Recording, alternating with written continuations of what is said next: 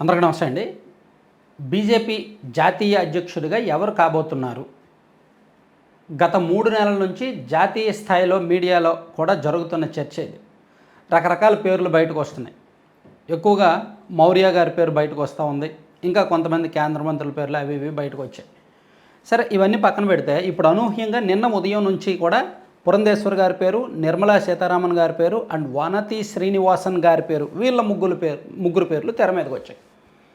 So ఇప్పుడు next parliament సెషన్స్లో BJP అంటే కేంద్ర ప్రభుత్వం, ఎన్డీఏ ప్రభుత్వం మహిళలకు 33% రిజర్వేషన్ బిల్లు తీసుకురాబోతోంది. కాబట్టి దేశవ్యాప్తంగా కూడా మోర్ దాన్ 50% ఓట్లు మహిళలు ఉన్నాయి. కాబట్టి రాష్ట్రపతిగా కూడా మహిళే ఉన్నారు. కాబట్టి బీజేపీలో మహిళలకు అగ్రతాంబూలం ఇస్తున్నాం అండ్ గవర్నమెంట్ పరంగా, పార్టీ పరంగా కానీ ప్రభుత్వ పరంగా కానీ మహిళలకు పెద్దపీట వేసేది బీజేపీనే అని ఒక సంకేతాన్ని దేశవ్యాప్తంగా ఇవ్వడానికి, ప్లస్ రాబోయే ఎన్నికలు, ఇప్పుడు బీహార్లో ఎలక్షన్స్ ఉన్నాయి అండ్ తమిళనాడులో ఎలక్షన్స్ ఉన్నాయి. ఇలా రాబోయే 6 నెలల్లో 5 రాష్ట్రాల్లో ఎన్నికలు ఉన్నాయి. కాబట్టి ఈ ఎన్నికలను దృష్టిలో పెట్టుకొని మహిళలను అధ్యక్షురాలుగా చేస్తే బాగుంటుంది, మొదటిసారిగా బీజేపీకి మహిళా అధ్యక్షురాలు ఇస్తే బాగుంటుందని నరేంద్ర మోదీ గారు అండ్ జేపీ నడ్డా గారు అండ్ అమిత్ షా గారు డిసైడ్ అయ్యారని ఆర్ఎస్ఎస్ వర్గాలు కూడా దాన్ని యాక్సెప్ట్ చేశాయని అంటున్నారు.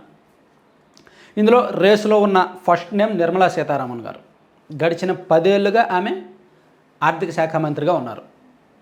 ఆమె స్వతహాగా నిర్ణయం తీసుకోరు, కానీ ప్రధానమంత్రి గారు ఏం చెప్తే అది, అమిత్ షా గారు ఏం చెప్తే అది, పార్టీకి పూర్తిగా కంకణబద్దురాలు. సో ఆర్థిక శాఖ ఆమెను ఎక్కువ కాదు తక్కువ కాదు, పాజిటివ్ లేదు నెగిటివ్ లేదు, ఏదో తన దారి ఏదో తను చేసుకుంటూ వెళ్తున్నారు.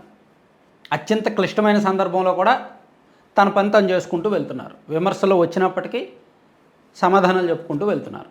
కొన్ని ఆర్థిక సవాళ్ళు కూడా ఎదుర్కొన్నారు. సో అందుకని ఆమెకు పగ్గాలు ఇస్తే బాగుంటుంది అనే ఆలోచన ఒకటి. ఇక సెకండ్ ఆప్షన్ ఏమో వనతి శ్రీనివాసన్, తమిళనాడు రాష్ట్ర బీజేపీ శాఖ ప్రధాన కార్యదర్శిగా ఆమె ఉన్నారు అండ్ ఆమె సెంట్రల్ కమిటీ సభ్యురాలు. సుదీర్ఘకాలంగా ఆమె బీజేపీలో అనేక పదవులు, మహిళా మోర్చా జాతీయ పదవిలో కూడా ఉన్నారనమాట. ఇలా చాలా పదవులు చేశారు.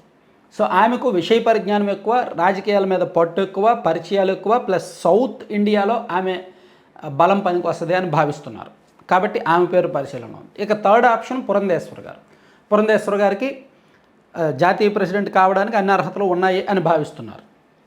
ఆమెకు లాంగ్వేజ్ ప్రాబ్లం ఉండదు, ప్లస్ ఎన్టీఆర్ కుమార్తెగా అందరికీ తెలుసు, సీనియారిటీ ఉంది, కేంద్ర మంత్రిగా పనిచేశారు, అందరికీ పరిచయాలు ఉన్నాయి.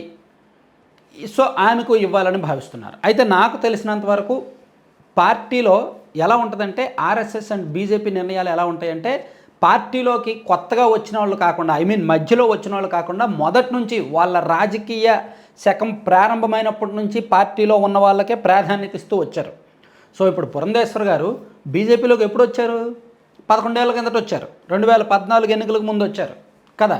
సో ఆమెకు అనూహ్యంగా నేషనల్ ప్రెసిడెంట్ ఇస్తే కొంచెం బ్యాడ్ సిగ్నల్స్ వెళ్ళొచ్చు. కాబట్టి పురంధేశ్వర్ గారికి అది పెద్ద నెగిటివ్ కాబోతోంది. సో మిగిలిన ఇద్దరికి ఛాన్సులు ఉంటాయి. తమిళనాడు ఎలక్షన్స్ ఉన్నాయి కాబట్టి ఇవి తమిళులకి ఇచ్చినట్టు కూడా ఉంటుంది. అయితే ఒకటి మాత్రం నిజం, ఇవన్నీ కూడా కేవలం గాసిప్ మాత్రమే.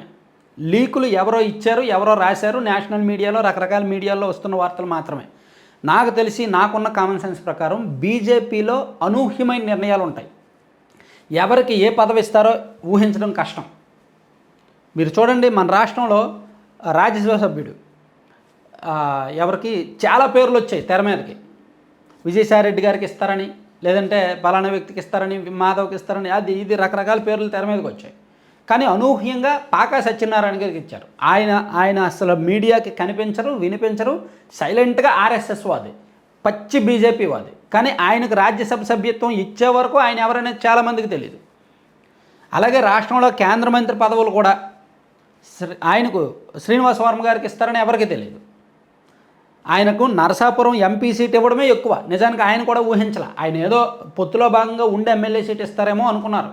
ఉండే ఎమ్మెల్యే సీట్ తనకిచ్చి ఉండే ఎమ్మెల్యేగా ఉన్న రఘురామకృష్ణరాజు గారికి నరసాపురం ఎంపీ ఇస్తారని ఆయన అనుకున్నారు, అందరూ అనుకున్నారు. కానీ ఆయనకు ఎంపీ సీట్ ఇవ్వడం, ఆ తర్వాత కేంద్ర మంత్రి ఇవ్వడం, ఇవన్నీ జరిగిపోయినాయి. నిజానికి ఆయన వరకు, అప్పటి వరకు అంత ప్రొఫైల్ ఎవరికి తెలియదు.